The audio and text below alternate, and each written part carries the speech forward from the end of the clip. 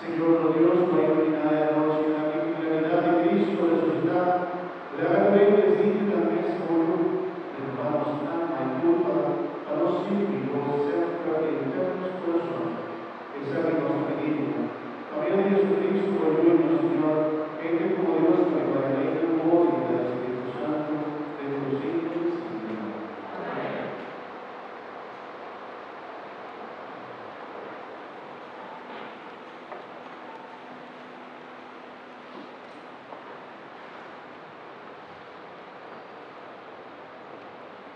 Domani la lectura del libro de carta de San Pablo de Cristiano de Roma, capítulo 6, versículo 3 y 1. Una vez o Cristo a resucitar, Ele não está morre mais. Desde San Pablo despierta-nos, nos nomes del mundo morto de picar, mas depois nos começa a ficar cobertura de Deus.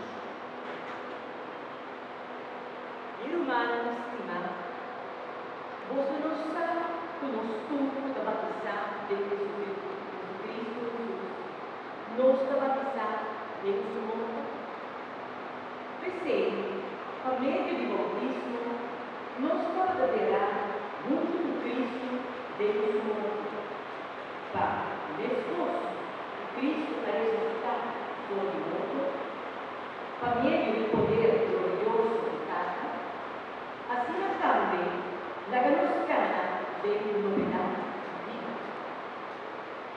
De mesma maneira, se nós está intimamente unidos com Cristo, desde nesse morto, porque somos de nós está também intimamente unidos nele, desde sua mesma ressurreição.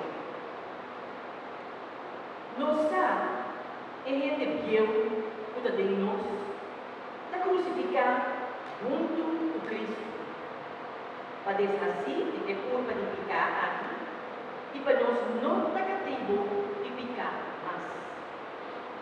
Para sobra, é seu amor para livrar de picar.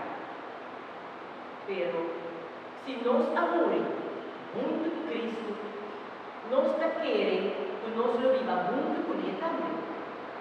Para sobra, nós sabe o Cristo ressuscitar do morto, não está muito mais. Morto não tem poder de bater mais. Esse Cristo amor.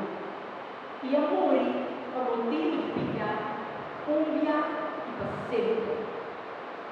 Amor é a vida. É a vida a Deus. Mesmo com o vosso também.